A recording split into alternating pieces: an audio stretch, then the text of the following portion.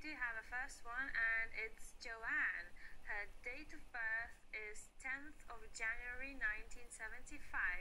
She wants to ask about her weight loss. Sorry, my water cure got stuck. We are very live. Joanne, are you here? Hello. Hello. Hi, Joanne. You know what? The first thing I thought of for you when I was writing down your name is I thought, wow, this girl is so brilliant. She's such a leader. She does everything so well, but she's so hard on herself.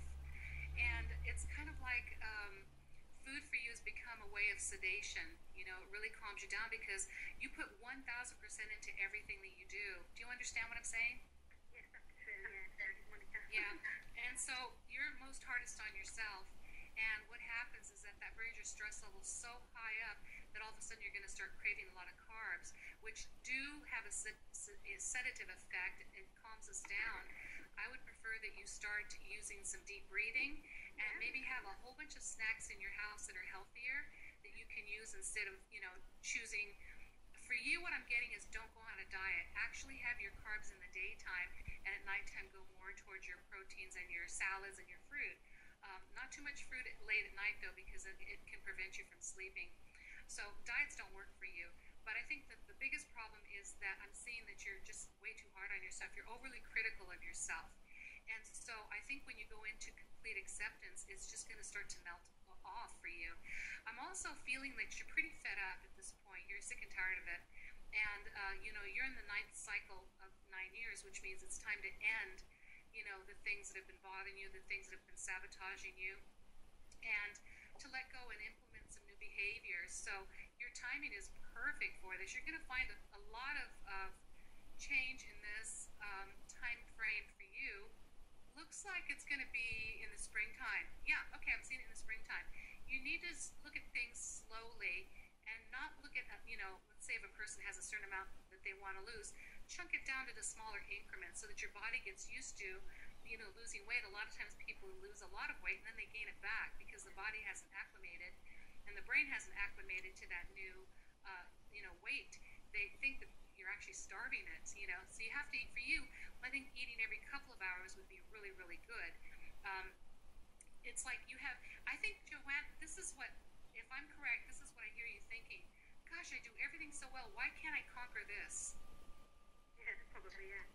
Yeah, and it's like because you think you can't, and I think that implementing new behaviors for you is the way to do it. And again, when I talk about healthy snacks, I think that a lot of times when we're under stress, we need what I call aggressive foods. Aggressive foods are the ones that crunch. They have a crunch. So people they go for those crisps. Here we call them chips. They go for crisps. They go for things that crunch like that. They're actually they have a lot of preservatives, a lot of fat, but they're so yummy. So what you want to do is maybe make some kale crisps. So you just buy kale and you put them in the oven with a little bit of sea salt and snack on those because those are really crunchy. Other things I like to snack on too would be like I get maybe a little bit of celery and some carrots and crunchy vegetables, and I have a tray of those. And I let myself indulge in having, for me, I like to use salsa because salsa doesn't have any calories at all. I go up and down the scale too, as well. And it's one of those things that you just have to make choices. But you cannot completely do away with everything. You have to give yourself one day a week where you allow yourself to have exactly what you've been craving. Not to go crazy with it, but let's say you've been really wanting to have some good pasta.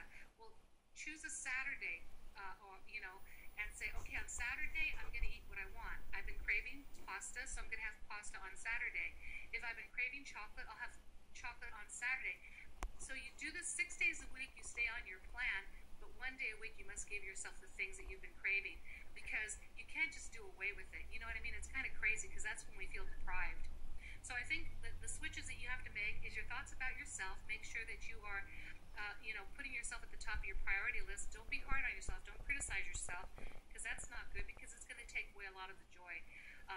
The fact that you are a brilliant person, you are a brilliant person, end of subject, that's it. Don't go into any other kind of self-diagnosis and saying, oh my God, why can't I do this? Why can't? Of course you can. It's just making really wise choices. And again, for me, choosing aggressive foods really does the trick. I'm addicted to popcorn, which is not really that great because I tend to get organic popcorn and then I melt real butter. Doesn't make sense, but I'll let myself have that, like on a Saturday night or something. So, Joanne, did that help you, or did you need anything else? That was great. Thank you so much.